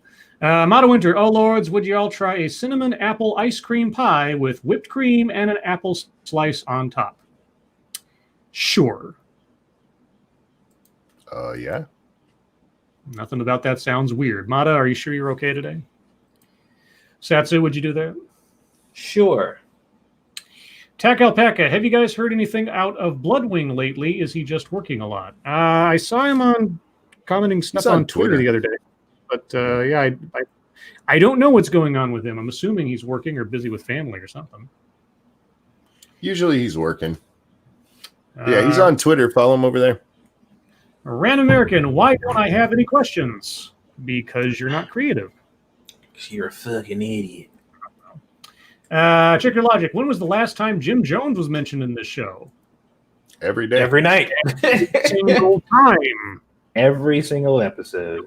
Do you listen to the opening spiel? We talk about Jim Jones. We're probably the only live stream talk show that has referred to Jim Jones the most in the history of live stream talk shows. Yeah, I would dare say if you counted up how many times Jim Jones's name has been invoked on this show, it'd be more than any other regular broadcast could claim to have done. So there you go. Let's see. Slapper360. Oh, lords, when will George Orwell be fiction again? Now, the fundamental rules of Orwell's warnings and scenarios and everything are common. Someplace on Earth in some way, shape, or form, some group, some nation, whatever else, is practicing one or more of the things that Orwell warned about in '84 and Animal Farm and so on. It's just the pattern of human nature in governance and society. So it'll never stop being real effectively. Or at least a real commentary on how humans behave. Let's see. Quinn the Cultist, licorice pizza? No. I'll just say, I'll think for everybody here. No. Nah, bruh. Gulf City, Peterbilt Confederacy 379. AOC loves Volvos. She can't be trusted. Well, Volvo's safest car on the road, they say. Chris Jones, do you think the Democrats will get anywhere in the election by scaring people to vote for them? Yes. Absolutely. All together now. Yes. Absolutely. Fear is a great motivator. Oh, yeah. And don't pretend that Trump hasn't used it himself. But yeah, no. Scaring them using the pandemic, whatever else, more scandals, Russian interference, on and on and on. Rights being taken away, more riots, yada yada, racism, blah blah. Yeah, it'll work. It'll get votes for him. I can't say how many, but it'll get him plenty. And honestly, there's a whole lot of voters they'd be basically pushing in an open door because we're not voting for Trump no matter what. So, it's not an argument they have to make that strongly to a lot of people. And most people nowadays, you don't even have to really scare them. Like they'll do it themselves. Like even if you like, it's like, oh God, I'm so terrified by this thing that people told me is going to happen. Well, here's definitive evidence that that's not true. I don't care. I still want to be scared. It's like, oh, okay, I'm sorry. My bad. Living in a situation where you feel like you're fighting against or being the brave warrior or something, even if you're not, some people will create a scenario in their head where they are, just to make everything seem heroic. So, thank you, Daniel. Thank you. Thank you for the question. Ranting, will you be able to get your furnace fixed before the snow flies? Hopefully. That still isn't fixed? Gosh darn it. Don't get me started. Okay. And then chat jumped. Mata Winter. Oh, Lord, did you all cover Laura Loomer? Yes, we did. Kiever Dam, why are there interstate highways in Hawaii? It is entered the state across the islands, I guess, in some places. I don't know. Technically, there's not. It's just what we call them. Yeah, there's not another way to put it. When you have a long highway crossing large masses in a state, it's, whatever. Frank Hubbard, why don't you contact Guinness World Records about most mentions of Jones? Hi. They've endorsed stupider things. Is that what we want to be known for? Sure, I don't have a problem with it. It's goofy enough. But why haven't we? Or why don't we? It's probably because they wouldn't go for it. I mean, that'd be a really stupid record. It would, but we could say we're in it. That's what we could say. We're in the Guinness Book. That's true. Let's see. Travis Gardner, how many Lords of the Night spin-offs are there now? Oh, well, I that would depend on someone saying that they are, I guess. I know Minions of the Zoo, and I'm suddenly blanking on the other one. There was one that's no longer going now. I forget what the name was. Chaos one, yeah. Oh, yeah, the Chaos 120, right. Outside of that, I don't know. You guys would have to tell us, I suppose, if we've either inspired or otherwise influenced the creation of another show. I'm sure there are others that aren't occurring to me right now, but aside from Minions and the Chaos one, I can't say. Evolved Potato Scribe, this might be a little mean, but why didn't you put your hand as Morticia? Oof. Because Lilith Lust is a woman.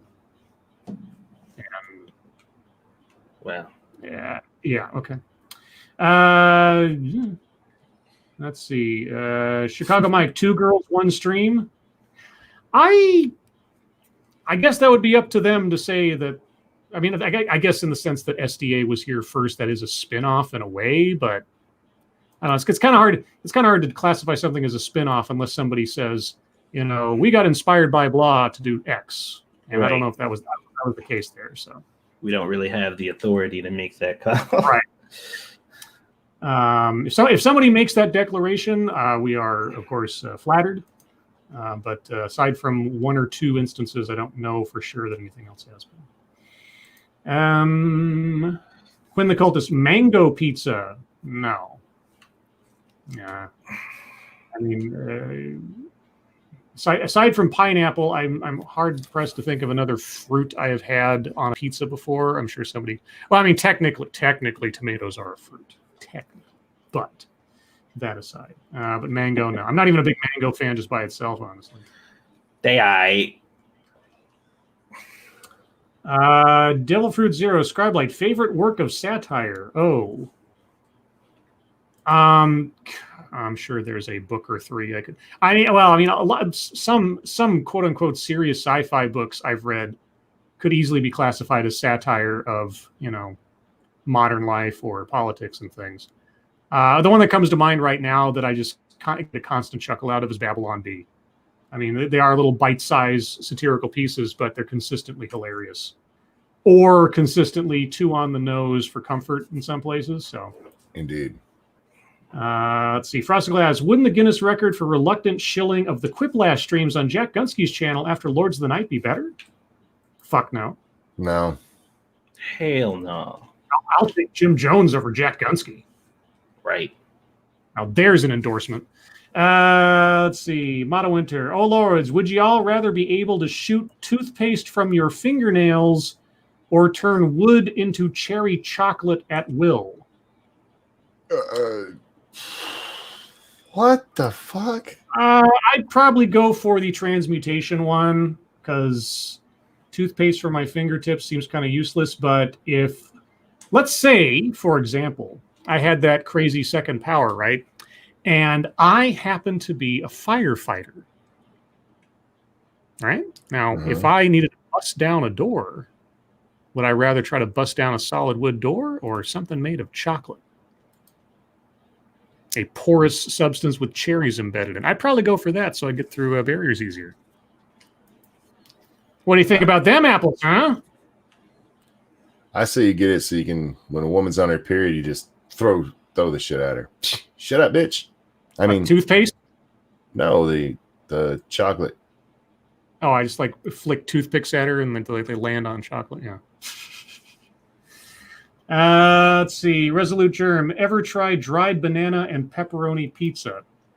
No. I mean, I had banana chips a couple times when I was a little kid, but not on pizza. Ugh. I would have told you guys tales about my Willy Wonka empire I would have created, but I wasn't asked. Yeah, cherry chocolate. I don't even like cherry chocolate, so I'd be fine with its practical uses, I suppose, but I wouldn't eat the stuff. No one nowhere. Doesn't the Dems/Biden slogan "Build Back Better" kind of sound familiar? That's best they could come up with? I hadn't heard that before. Their whole thing has basically been "Make America Great Again." Yeah, that's Can't kind use of that what phrase. it sounds like. Make that phrase though. So BBB, huh? That's their big thing. And not even a cool like abbreviation like MAGA, or at least you have like something that sounds like a word, but just BBB or B3, B squared, B squared, the B squares. Remember the B squares? Yo, No. America was never great, son. Delfortio, Scribe Light, do you know that medieval scribes were perverts and most of the dirty old literature was saved because of that? I have no idea what you're talking about. Let me hide my Hustler collection. Sadistic Atheist, if y'all had to join a religion other than your own, that is true. I'm the high priest of my own cult, and had to follow its doctrine, which would it be? If I had to? Well, I mean, God, I don't know. What's the religion that asks you to do nothing? There's got to be one out there, like the Unitarian Church or whatever. Something benign like that. Like I had a friend in college who sort of half seriously, half jokingly was a Discordian, and that was something else. But if you don't know about Discordianism, it's kind of a fake religion, but some people sort of practice it in a way. But yeah, I can't think of one. I wouldn't want to be in a religion, honestly. Do you guys have any religious aspirations or ideas? No, I'm good. No, I'll pass. Let's see. Mono Winter. Oh, Lords, have you all seen eel on pizza before? No, stop it. You're making me... Ugh. Ugh. Moonshock, the Scribe lunar cult, followers known as lunatics because the X is so ethnic and inclusive. Actually, I kind of like that, the lunatics. That's great.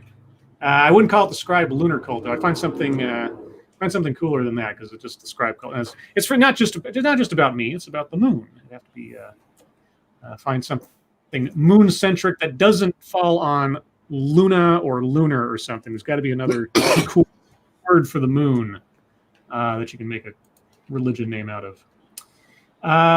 Let's see. Formerly Rodline. Oh, Lords, would you eat grilled banana and nut crushed chicken? Why would you crush the chicken's nuts? With barbecue drizzle on top. What is a crushed nut? Oh, sorry, nut crusted chicken. Wow, that's different. I saw nut crushed for some reason. Okay, anyway. Grilled It teaches banana. it to be soft. I guess so. The grilled banana I don't care for. The rest of it sounds fine. I'd try it. Y'all know they make regular food, right? What is this regular food you speak of? Keeverdam says the Scribe vibe. Would Dogcat Fox be your possible? No, but Dogcat Fox would be the image of Dogcat Fox would be part of the symbolism somehow. Dogcat Fox associated with the moon in some way, so on a banner or a flag or something like that, I guess, or some kind of religious iconography. So like a Dogcat Fox standing in front of a moon shape with its little paws in prayer. And I'm just waiting for somebody to make that in Photoshop or something. Sadistic Atheist Scribe Light, we have black pudding on pizza over here. That's blood sausage to you. Good for you. Moonshock, how about the crescent blade? I think that borrows a bit too much from existing religions and is a bit too militaristic for what my if I were to have a moon religion.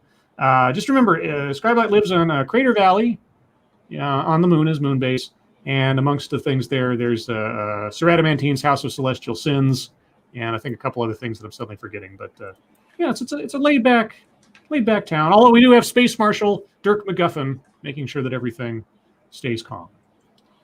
Keeverdam, wowie wow wow, so saith Dogcat Fox. Yes, wowie wow wow would be sort of like our amen at the end of all like serious little speeches or something.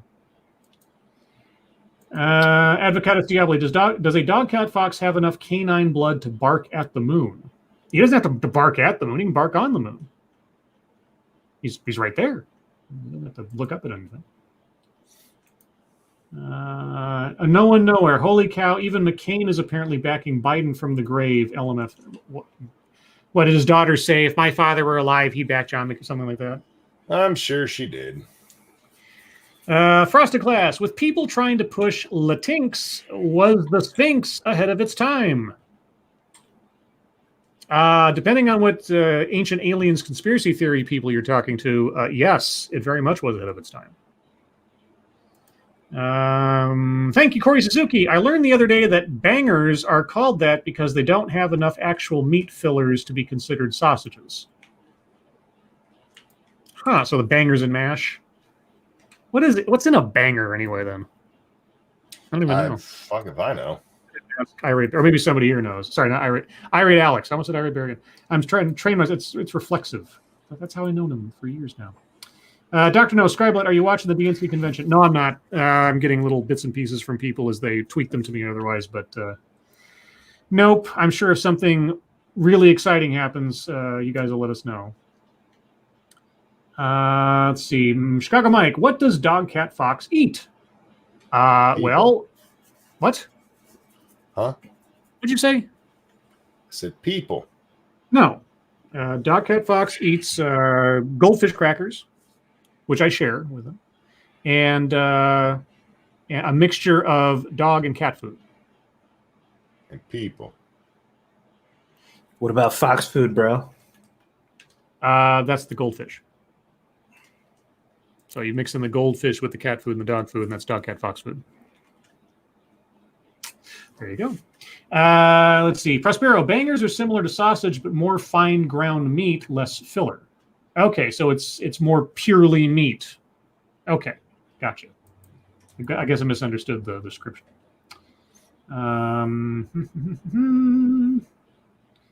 Let's see. Harvest Marvo, Satsu, will you make Texas Twinkies? Seriously, look it up. Only the name is weird. I've heard of Texas Toast before. I don't ever heard of Texas Twinkies. Yeah, I don't know what that is. I guess you have to look it up. Wandering Lisa, cheaper bangers / sausage pad out with oatmeal, flour, and fat, and similar for filling, I think. Okay. And Prosper says, but it is in a casing, so it's like a sausage. Okay. Dr. No, Ranting Monkey, is there a game stream tonight? I think Monkey said maybe. It'll depend on my internet. Slapper360, Scribelight, I'm sticking with Monkey on what dog, cat, fox eats. Well, you're free to have your opinion, but it's wrong. Sadistic Alien, Atheist. Scribelight, how long does Biden have to serve before the VP can take over without triggering another election? 2 minutes. Immediately, yeah.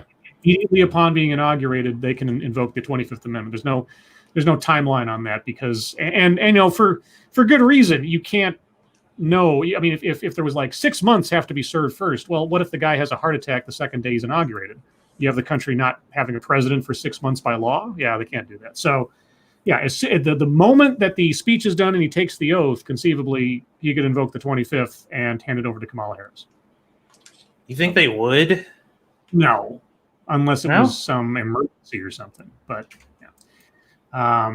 Could they do it without an emergency? Oh, sure. I mean, if there was if Biden came out and said, you know, according to my doctors, I am in such a shape that blah, blah, blah, blah, blah. If he just essentially abdicates and claims medical whatever and has somebody back him up, gets a doctor's note, that's really all you need.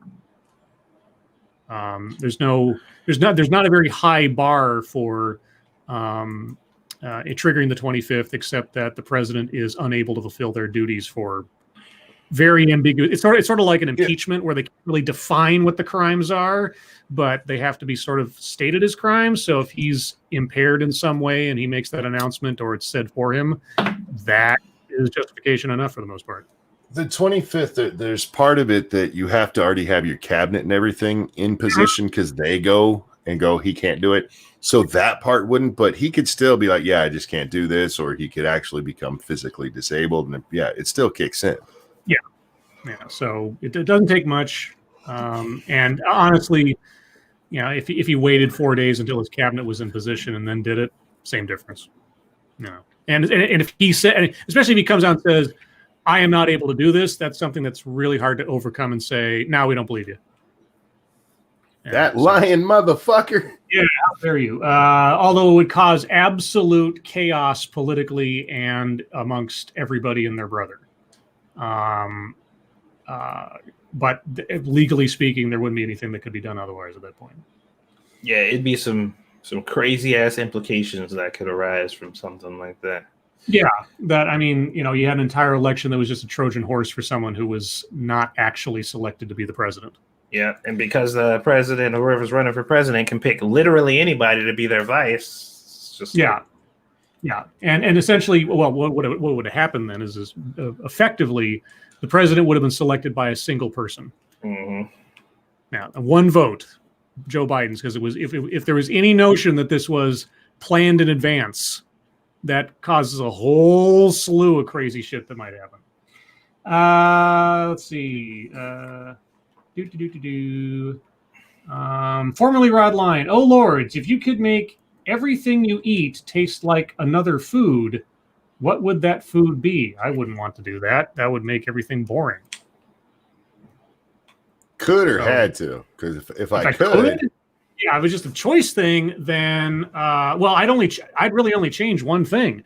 I'd make cilantro taste like, I don't know, oregano or something else, some other sort of garnish type deal that didn't make my food taste like shit. That's it. I mean, you could just not eat cilantro and eat oregano. Well, I mean, there's some things where they don't tell you that it's in it, like salsa and some other things, and I'm caught off guard by it, and I'm just like, bleh! And I just like, yeah. So if I could just like smell, because I can usually, depending on how finely chopped it is, I can smell it long before the food ever even gets to me because my sensitivity is just like that, and I know something's wrong. But sometimes it just gets in there and I don't know it. Like, oh. Yeah, I can't think of anything that I would do. Let's see. Moonshot. Scribe, since the moon is ruled by the sign Cancer, you could always call it the Cancer cult. No, that's terrible. That's horrible PR. Cancer cult. No. Let's see. Daniel Fullman. Satsu, how goes the house hunting? It doesn't go. Yeah. Serious roadblock in my way made it basically not even an option at the current moment. So it ain't going nowhere right now. Dr. No, Lords of the Night, why is the mainstream media complaining about Trump pardoning Susan B. Anthony? Well, because it's a plot for Trump to oppress women. I mean, I am of the mind that it was one of those things that was just like, yeah, I'm gonna do this thing because it will probably make me look good. I honestly don't think that Trump really cares or was like, oh, this is kindness in my heart, guys. I just don't think that's the case. But no, it's half. It's probably mostly just grandstanding trolling, honestly. Yeah, well, I think it. I hold that to the same level that I hold AOC. What AOC just did, like it feels the same to me. Doing that the same day that Bill Clinton is speaking was just fucking genius. That is kind of funny. Let's see. Mata Winter. Oh, Lords, who will Kamala blow next to get ahead? Well, she won't have to. Yeah. She doesn't need to do anything at this point. She just needs to sit back and wait and see if she's going to become president by default. That's basically it. Unless they have decided on death by blowjob for Joe Biden, right? Then maybe. Yeah, if she sucks the life out of the president, then yeah, maybe. Illinois, what happens if the presidential elect dies before taking office? Then the vice president. Vice president, yeah, because if he's already been elected, then just defaults there. Yeah. So in the 25th thing, they become incapacitated in some fashion. The president dies, but has already been elected. Even if they haven't inaugurated yet, it would defer to the vice president. So yeah. There would still be an election in November, though, right? No. Well, with the president-elect, that's after the November election. Okay. So we wouldn't have another election for 4 more years. Yeah, they would serve the term that they were elected to accompany the president for. But after that, they'd have to run again independently, just like anybody else. Okay, that's what I was thinking. I'm just like, if Trump just like died all of a sudden, it's like, all right, fucking, what's his face? It's like 4 years for you. I'm like, no, not if it was Pence. Not if it was okay. Pence. Like, damn, that would be crazy. That's not how that works. Like, all right, Trump, you got to die for the Republicans. Let's see. Chicago Mike, if elected, will Biden's term be longer than William Henry Harrison's term, 1 month? I don't know. I have no idea. If something doesn't like literally take him out of the running, like some either death or some medical mishap that instantly makes him incapacitated, he could stretch it out to 4 years. I don't know. I mean, I'd be surprised, but he could. I still firmly believe that they don't really like Biden. And I believe once he's established and Trump is finally gone, they're gonna be like, yeah, man, fuck Biden. Like, yeah, we voted, we needed you to get you in there, we needed to get rid of Trump, but fuck you. Pirate Creed, at this moment, what are your predictions for the winner of the election in terms of how many states they win? I don't know. I'm not a 538 kind of guy, so I don't even know how it happens out. I haven't looked at the states, but right now my money's on Joe. Yeah. I think it'll be relatively close. Maybe not electorally, but maybe popular vote wise. Yeah, I mean, now, admittedly, this is the exact same scenario I thought I imagined back in 2016. I figured Hillary would win, but it'd be a lot closer than people would want to admit. Something like that. And of course, it went the other direction. So yeah, I'm where I was 4 years ago, at least on the political prediction side of things. But all things considered, it could be anything. I don't know. You know, it'd be very interesting if Donald Trump won the popular vote and Biden won the presidency off electorals. Oh yeah, no, that would be amazing. Because I'd be like, well, there you go, Dims. Biden cheated. We need to get rid of this system, right? It's broken. They'll be like, no. This is when it works correctly. Right. It's like, oh, okay. All right. Let's see. Tack Alpaca, what do you like with your waffles? Syrup, chicken, fruit, whipped cream, something I didn't list? Just syrup for me. Yeah, I'm a basic syrup guy myself. Yeah, you don't really need anything else. I mean, if it comes with chicken, you got chicken and waffles, then I'll take it with that. But let's see. Pyrus Creed, what happens if the president and vice president both die before the election is held? And it refers to Speaker of the House, doesn't it? Yep. Oh, God. The House is third in line. It would, at that point, the Congress would get together because Nancy Pelosi's term ends the same time as everyone else's, that there's a new Congress coming in. So whichever side was controlling the Congress, they would get together to vote on the speaker, and that would be your new president. Yep. That's the line. After this speaker, I don't know who's president pro tem of the Senate. The Senate, right? Yeah. Okay. Yeah, there's a whole whole line of succession depending if something terrible happens. This has been brought up in many a TV show. I think the most recent one was Designated Survivor or something. I think that was the Not 24 Kiefer Sutherland show, where he was like some undersecretary of education who was just like reserved somewhere while some big State of the Union speech was taking place or whatever, and then somebody blew up the Capitol building and suddenly he's president of the United States. Something like that. I never watched the show, but I have a couple of friends who love that show. Let's see. Dr. No, Satsu 2 cents. What was for dinner? Well, it was jambalaya, wasn't it? Jambalaya, and it was delicious. Angry Illinois, oh God, could you imagine President Schiff? I could. Oh. I wouldn't want to, but I could. But wouldn't happen. I don't think Democrats trust that little shitbag either. That's true too. But anyway, guys, on that lovely notion, we are at the top of the hour and thus the end of the show. So, oh boy, What a night. I wonder if Biden will get nominated. The suspense, it doth kill me. Except he probably already has been. I don't know. Either way, guys, thank you all so much for joining us, as you guys always do. You guys really are the best audience in the world. Moderators, thank you for keeping an eye on things, even though our audience is the most well-behaved on all of YouTube. Everyone who donated, thank you so much for your generosity. It'll all go towards Goldfish, Dr. Pepper, when I can find it, and Jack Daniels, all of which will try to lubricate my brain as I watch the next TED Excellence, which should hopefully be tomorrow. Keep an eye on my Twitter for that when the time comes. Also, be sure to check out the video I just posted today, because a lot of people have been telling me they weren't notified it was even posted. So I'm telling you now, it's there. And if you like it, just like with everything else, please share it so people will know. Mm-hmm. Goes for Monkey and Satsu and every other creator that you happen to like.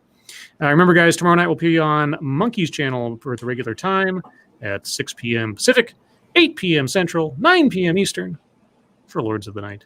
Anything else to mention before we go, guys? Nope. Nah, bruh. Alrighty. Well, everyone, Monkey, Satsu, thank you for joining me as always. Indeed. Yeah. Another happy birthday to Sinatra out there somewhere in the Twitch lands. And everyone, your lives make us sad, and we will see you tomorrow. Bye, guys. And got my copy of Screw the Roses, Send Me the Thorns, The Romance and Sexual Sorcery of Sadomasochism. Get the fuck out of here, Ism. Right, okay, and today's. Let me get to a page with actually words on it. Tell you a secret word. Is ladies, as in LADY''S. Ladies. What was the next word after that? I can't tell you. This is a family show.